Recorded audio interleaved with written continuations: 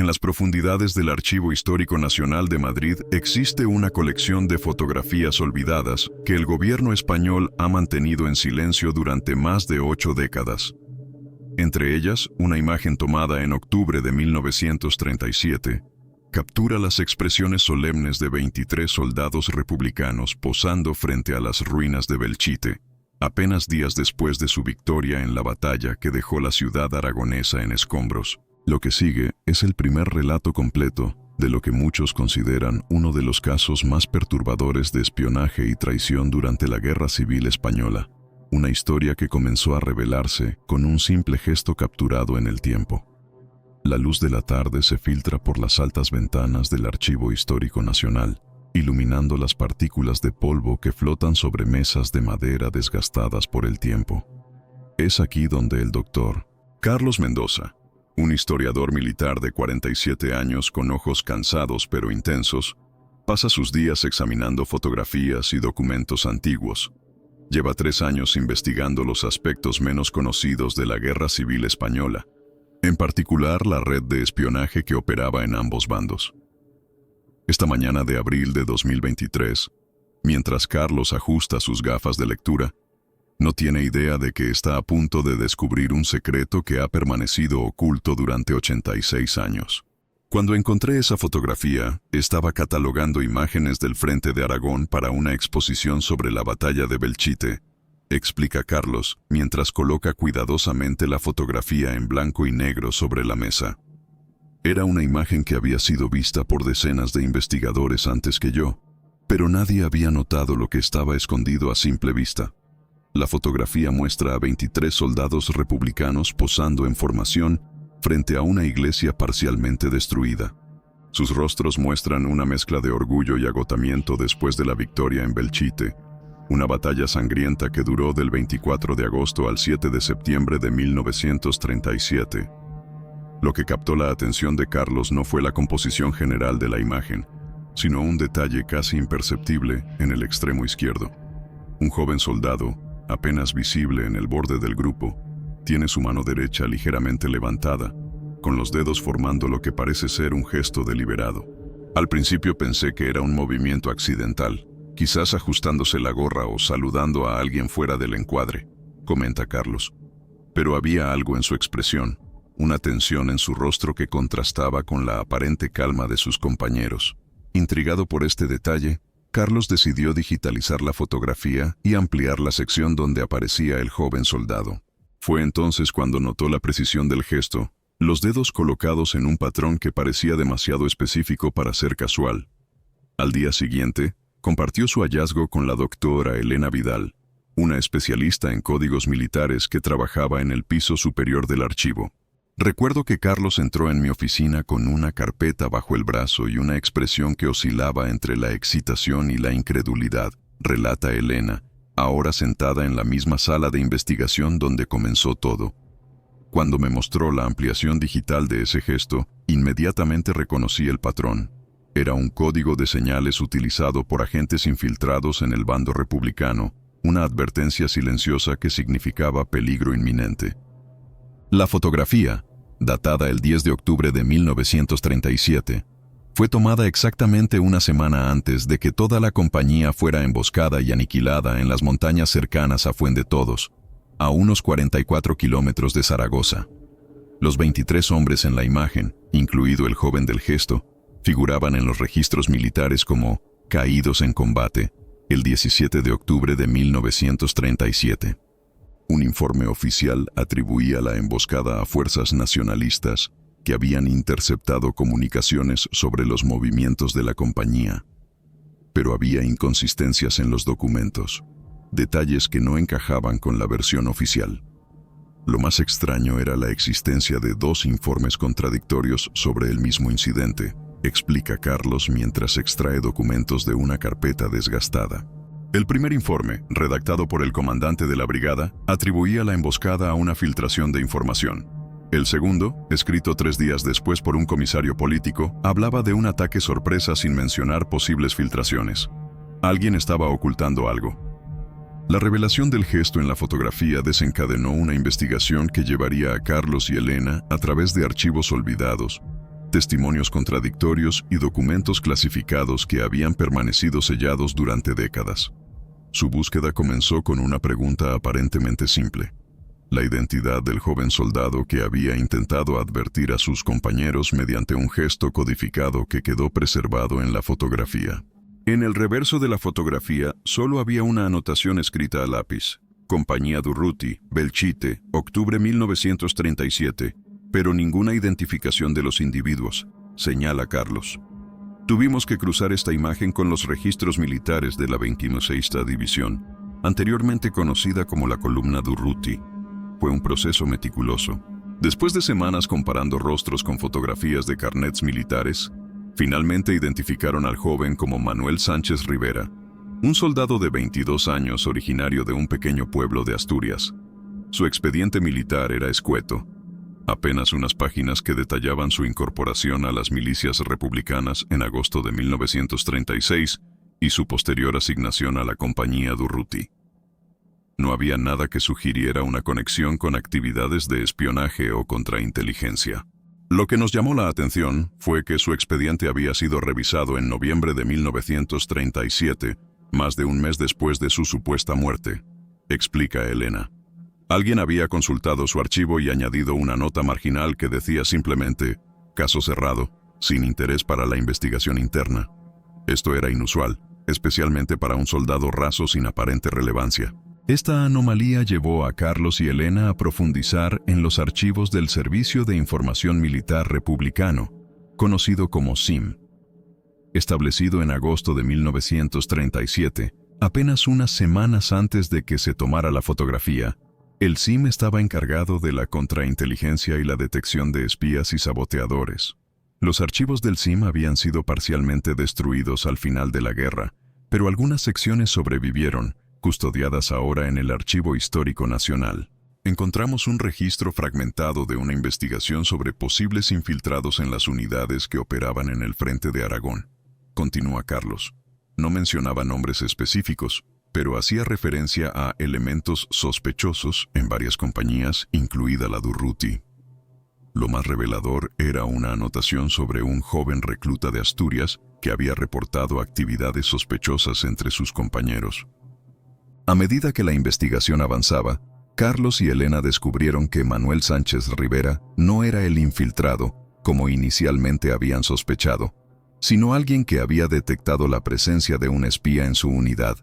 Una carta encontrada entre la correspondencia personal del capitán de la compañía, Ramón López, revelaba que un joven soldado le había expresado preocupaciones sobre otro miembro de la unidad que hacía preguntas demasiado específicas sobre futuras operaciones. La carta estaba fechada el 11 de octubre, un día después de que se tomara la fotografía, señala Elena. El capitán escribía a un superior explicando que había decidido investigar discretamente las acusaciones del joven Sánchez antes de tomar medidas oficiales. Nunca tuvo la oportunidad de completar esa investigación. La búsqueda de la identidad del posible infiltrado llevó a los historiadores a examinar minuciosamente los historiales de los otros 22 hombres en la fotografía. Fue durante esta fase de la investigación cuando descubrieron otra anomalía. Uno de los soldados, identificado como Javier Maestre, había sido transferido a la compañía apenas 3 semanas antes, proveniente de otra unidad que había sido prácticamente aniquilada en combate. Los detalles de su transferencia eran vagos, explica Carlos. No había documentación clara sobre quién había autorizado su traslado o por qué había sido asignado específicamente a esta compañía. Más sospechoso aún, su historial previo mostraba inconsistencias. Las fechas no coincidían, había periodos no documentados, y su lugar de origen cambiaba en diferentes formularios. Elena logró localizar un diario personal perteneciente a uno de los oficiales del SIM, el teniente Miguel Durán, que había estado investigando redes de espionaje en el frente de Aragón. En una entrada fechada el 14 de octubre de 1937, 3 días antes de la emboscada, Durán escribía: «He recibido información preocupante sobre JM en la compañía Durruti. Las coincidencias son demasiadas para ignorarlas. He solicitado autorización para interrogarlo mañana». La inicial JM coincidía con Javier Maestre, señala Elena. Y lo más revelador era la entrada siguiente, fechada el 15 de octubre, donde Durán anotaba que su solicitud había sido denegada por un oficial superior, quien insistió en que no había evidencia suficiente para justificar una investigación formal. Ese oficial superior era el comisario político Rafael Vidal, el mismo que más tarde escribiría el segundo informe sobre la emboscada, omitiendo cualquier mención a posibles filtraciones. La trama comenzaba a revelar un patrón inquietante. Manuel Sánchez Rivera había notado comportamientos sospechosos en Javier Maestre y había intentado alertar a sus superiores. Primero mediante una conversación privada con su capitán, documentada en la carta, y luego a través de un gesto codificado en la fotografía oficial, un último intento desesperado de dejar constancia de su advertencia. Lo que hace que esta historia sea tan fascinante y trágica es que Sánchez Rivera utilizó la única oportunidad que tenía, un momento aparentemente trivial como una fotografía grupal, para transmitir un mensaje que esperaba que alguien, en algún momento, pudiera descifrar, reflexiona Carlos. La investigación tomó un giro inesperado cuando los historiadores localizaron un archivo previamente clasificado que contenía informes de inteligencia nacionalistas capturados al final de la guerra. Entre estos documentos se encontraron referencias a un agente conocido como Águila, que operaba dentro de las unidades republicanas en el frente de Aragón. Un informe fechado el 18 de octubre de 1937, un día después de la emboscada, mencionaba que Águila ha completado su misión con éxito. La unidad objetivo ha sido eliminada y nuestras fuerzas recuperaron documentación valiosa sobre futuras operaciones republicanas en el sector. Lo que nos dejó helados fue encontrar un anexo a ese informe, una lista de pagos a agentes activos, explica Elena. Allí aparecía Águila con una sustancial recompensa por la operación de Fuendetodos, junto con la anotación baja en servicio, pago a entregar a familia designada. Esto sugería que el agente infiltrado había muerto durante la emboscada que él mismo había facilitado. El siguiente paso en la investigación fue analizar los detalles de la emboscada misma. Los registros militares republicanos ofrecían poca información, apenas la ubicación, el número de bajas y una vaga descripción de un ataque sorpresa por fuerzas enemigas superiores.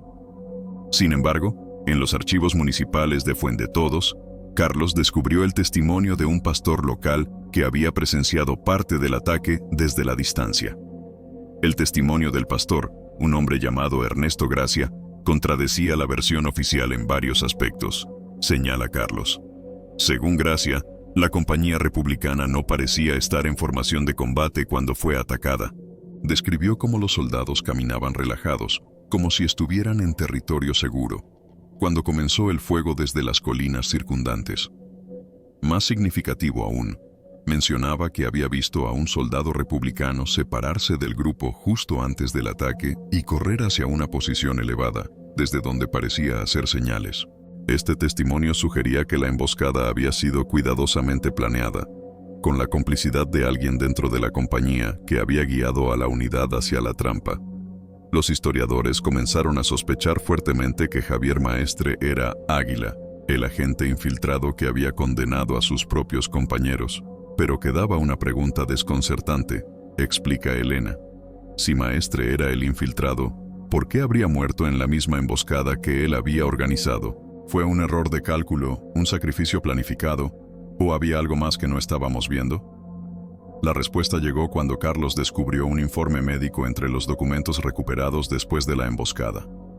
El informe, redactado por un médico militar que había examinado los cuerpos, señalaba que uno de los soldados presentaba un patrón de heridas diferente al resto, mientras que la mayoría mostraba impactos de bala recibidos frontalmente o desde los flancos, consistentes con una emboscada. Este cuerpo presentaba un único disparo en la nuca, a quemarropa. El informe identificaba al soldado como Javier Maestre, dice Carlos. Y lo más revelador era una anotación del médico que expresaba extrañeza por este patrón de herida, sugiriendo que podría haber sido ejecutado después de que el combate principal hubiera terminado. Esta evidencia sugería un giro inesperado. Alguien dentro de la compañía había descubierto la traición de Maestre durante la emboscada y lo había ejecutado. Los historiadores volvieron a examinar la fotografía, centrándose ahora en los rostros de los otros soldados, buscando pistas sobre quién podría haber descubierto al traidor. Nos dimos cuenta de que no éramos los primeros en estudiar detalladamente esta fotografía, explica Elena. En el archivo del CIM encontramos un análisis de la misma imagen, realizado en diciembre de 1937, 2 meses después de la emboscada.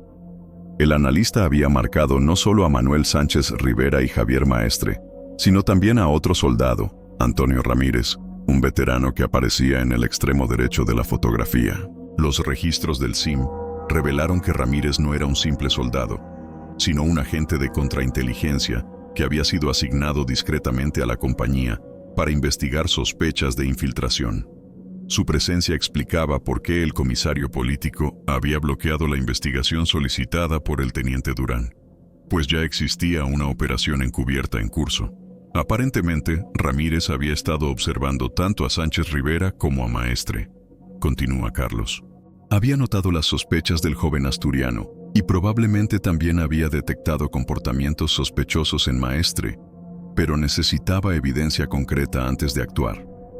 Un informe parcialmente quemado, recuperado de los archivos del CIM, sugería que Ramírez había estado comunicándose con sus superiores mediante mensajes codificados. Su última comunicación, enviada la noche del 16 de octubre, indicaba que tenía fuertes sospechas pero sin pruebas definitivas y que continuaría la vigilancia durante la operación de mañana. La teoría que emergió de nuestra investigación es que durante la emboscada, Ramírez vio algo que confirmó sus sospechas sobre Maestre, explica Elena. Quizás lo observó haciendo señales a los atacantes o intentando escapar en una dirección específica. En medio del caos, Ramírez habría tomado la decisión de ejecutar a Maestre antes de ser él mismo abatido por el fuego enemigo. Esta teoría se vio reforzada por un testimonio descubierto en los archivos personales del general Vicente Rojo, jefe del Estado Mayor republicano. En una carta confidencial, un oficial de alto rango informaba que la operación encubierta en la compañía Durruti terminó en tragedia total. Perdimos a toda la unidad, incluido nuestro agente R. Sin embargo, el informe final de balística confirma que R neutralizó al infiltrado enemigo antes de caer, lo que impidió que información adicional sobre nuestras posiciones en el sector llegara al enemigo. A medida que Carlos y Elena profundizaban en su investigación, comenzaron a descubrir una red más amplia de espionaje y contraespionaje que operaba en ambos bandos de la guerra civil. La historia de la compañía Durruti y la fotografía de los 23 soldados era solo un fragmento de un mosaico mucho más complejo de lealtades divididas, identidades ocultas y sacrificios silenciosos. Lo que empezó como una curiosidad histórica, un gesto extraño en una fotografía antigua, nos llevó a desenterrar una operación de inteligencia que involucró a agentes dobles, contraespionaje y una batalla invisible que se libraba paralela a la guerra convencional, reflexiona Carlos. Los documentos revelaron que, tras la emboscada de Fuendetodos, el CIM intensificó sus esfuerzos para detectar infiltrados en las unidades republicanas. Se implementaron nuevos protocolos de comunicación, se revisaron los historiales de miles de soldados y se estableció un sistema más riguroso para verificar las identidades de los transferidos entre unidades. Estas medidas ayudaron a reducir significativamente las filtraciones de información en los meses siguientes, posiblemente salvando cientos de vidas. Uno de los aspectos más interesantes fue descubrir cómo la advertencia de Manuel Sánchez Rivera, aunque ignorada en su momento, terminó teniendo un impacto significativo, señala Elena. El análisis posterior de la fotografía por parte del CIM fue parte de un esfuerzo más amplio para identificar patrones y señales que pudieran revelar comunicaciones encubiertas. El gesto de Manuel se convirtió en un caso de estudio para los agentes de contrainteligencia. En febrero de 1938, apenas 4 meses después de la emboscada, el CIM desmanteló una importante red de espionaje nacionalista que operaba en Barcelona, utilizando técnicas de análisis desarrolladas a partir del caso de la compañía Durruti. Entre los documentos capturados había referencias a Águila y a la operación de Fuendetodos, describiendo la pérdida de la gente como un sacrificio necesario que permitió establecer la credibilidad de otras operaciones en curso. Esta frase nos dio la clave final, explica Carlos. Javier Maestre, o Águila, había sido deliberadamente sacrificado por sus controladores. Su muerte en la emboscada que él mismo había facilitado servía para proteger a otros agentes infiltrados. creando la impresión de que no había traidores dentro de las filas republicanas. Era una estrategia despiadada pero efectiva. La investigación también reveló el destino de las familias de los soldados caídos. Mientras que la mayoría recibieron notificaciones estándar informando que sus seres queridos habían muerto heroicamente defendiendo la República, la familia de Manuel Sánchez Rivera nunca recibió una explicación oficial. Su nombre aparecía en los registros como desaparecido en acción, una designación que impedía a sus padres reclamar la pensión de guerra que les correspondía. Encontramos cartas desgarradoras de su madre, María Rivera, dirigidas a diferentes autoridades militares durante años, suplicando información sobre el destino de su hijo. Dice Elena con voz quebrada. En una de ellas, fechada en 1940, después del final de la guerra, escribía: «Solo quiero saber dónde está enterrado mi Manuel para poder llevarle flores. No pido compensación ni reconocimiento, solo el consuelo de saber dónde descansa mi hijo». Estas cartas nunca fueron respondidas. El nuevo régimen franquista no tenía interés en investigar o reconocer las circunstancias de la muerte de un soldado republicano, y los antiguos mandos republicanos estaban exiliados, encarcelados o muertos. La verdad sobre Manuel Sánchez Rivera, el joven que había intentado advertir a sus compañeros mediante un gesto silencioso capturado para la posteridad, quedó enterrada en archivos olvidados durante más de 8 décadas. Cuando comprendes el contexto completo, la fotografía adquiere un significado mucho más profundo. Reflexiona Carlos mientras observa nuevamente la imagen ampliada. No es solo un documento histórico, es el testimonio silencioso de un momento en que 3 hombres, cada uno con su propia misión y lealtad, quedaron unidos en un juego mortal de engaños y sospechas. Manuel intentando advertir sobre el peligro, Javier ocultando su verdadera identidad, y Antonio vigilando a ambos desde las sombras. El descubrimiento de Carlos y Elena generó un considerable interés académico y público.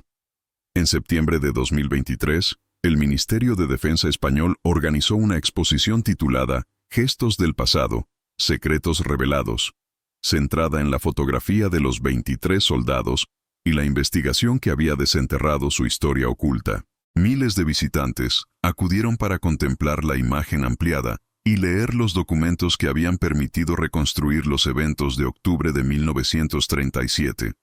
Lo que me conmueve de esta historia es cómo un simple gesto, un movimiento de dedos capturado por casualidad en una fotografía, pudo sobrevivir al tiempo y finalmente revelar su mensaje, comenta Elena durante una entrevista para un documental sobre el descubrimiento. Manuel Sánchez Rivera murió sin saber si su advertencia sería alguna vez comprendida, pero de alguna manera, a través de esa fotografía, logró comunicarse con el futuro. La investigación también condujo a un reconocimiento oficial para las familias de los soldados caídos. En una ceremonia celebrada en Fuendetodos, en el 86º aniversario de la emboscada, autoridades locales y representantes del gobierno inauguraron un monumento en honor a la compañía Durruti. La placa conmemorativa incluye una reproducción de la fotografía y un texto que reconoce el valor y sacrificio de quienes cayeron aquí, y la verdad que finalmente ha salido a la luz gracias a la persistencia de la historia. Para la familia de Manuel Sánchez Rivera, el descubrimiento trajo un cierre largamente esperado. Su sobrina nieta, Lucía Sánchez, de 67 años, fue localizada en Asturias durante la investigación. Cuando Carlos le mostró la fotografía ampliada y le explicó el significado del gesto de su tío abuelo, las lágrimas corrieron por sus mejillas. Mi abuela, la hermana de Manuel, nos hablaba siempre de su hermano desaparecido, explica Lucía. Decía que era un chico valiente y observador, que siempre notaba detalles que otros pasaban por alto. Creció con la incertidumbre de no saber qué le había pasado realmente. Habría significado tanto para ella saber que intentó hacer lo correcto, que intentó salvar a sus compañeros. Como parte del reconocimiento oficial, los registros militares fueron corregidos, cambiando la designación de Manuel Sánchez Rivera de desaparecido en acción a caído en acto de servicio con mención honorífica. Su nombre fue inscrito en el Memorial de Honor del Ejército Republicano en el Archivo Histórico Militar, Un pequeño acto de justicia para un hombre cuyo último acto de valor quedó capturado en una fotografía que esperó pacientemente 86 años para revelar su secreto. Esta investigación nos recuerda que la historia no está escrita solo en grandes batallas y decisiones políticas, reflexiona Carlos mientras cierra cuidadosamente la carpeta que contiene la fotografía y los documentos relacionados. A veces, está codificada en los pequeños gestos, en las miradas captadas por una cámara, en las anomalías burocráticas de informes aparentemente rutinarios. Nuestra tarea como historiadores es aprender a leer estos signos, a escuchar las voces silenciadas por el tiempo. La luz del atardecer se desvanece en la sala del archivo, mientras Carlos coloca la fotografía en su sobreprotector. En la imagen, los 23 soldados miran eternamente hacia la cámara, sus expresiones congeladas en el tiempo. En el extremo izquierdo, apenas visible, la mano levantada de Manuel Sánchez Rivera continúa su advertencia silenciosa, un mensaje que finalmente, después de décadas de oscuridad, ha sido escuchado y comprendido. Lo más impactante de esta historia no es solo la red de espionaje que descubrimos, dice Elena mientras apaga la lámpara de su escritorio. Es la idea de que la verdad puede permanecer oculta a simple vista durante generaciones, esperando que alguien preste atención a los detalles, que alguien se detenga y observe con cuidado. Este canal no es para todos. Los relatos que compartimos requieren atención a los detalles, una apreciación por los matices históricos y la paciencia para permitir que las capas de misterio se revelen gradualmente. Antes de continuar con este perturbador relato, pregúntate, ¿qué otras verdades históricas permanecen ocultas en fotografías y documentos aparentemente ordinarios, esperando ser descubiertas? ¿Desde qué región de España o del mundo estás escuchando esta historia? Quizás en tu propia localidad existan archivos inexplorados, imágenes sin analizar, testimonios sin escuchar, cada uno guardando secretos que podrían reescribir la historia que creemos conocer. La historia de los 23 soldados de Belchite y la fotografía que reveló un secreto oculto continúa generando interés entre investigadores y aficionados a la historia. Recientemente, un historiador militar encontró en los archivos personales del fotógrafo que tomó la imagen, Agustín Centelles, notas que sugieren que podría haber sido consciente del gesto de Manuel Sánchez Rivera. En su diario, Centelles escribió: «El chico de la izquierda parecía inquieto, como si quisiera decirme algo. Cuando levanté la cámara, noté que movió su mano de forma extraña. Me pregunté si tenía algún significado, pero no era mi lugar indagar». Esta anotación añade otra capa a la historia, sugiriendo que el fotógrafo podría haber sido el primer testigo del intento de comunicación de Manuel, aunque sin comprender su significado. La investigación de Carlos y Elena ha inspirado a otros historiadores a revisar fotografías de guerra aparentemente rutinarias en busca de gestos o señales similares.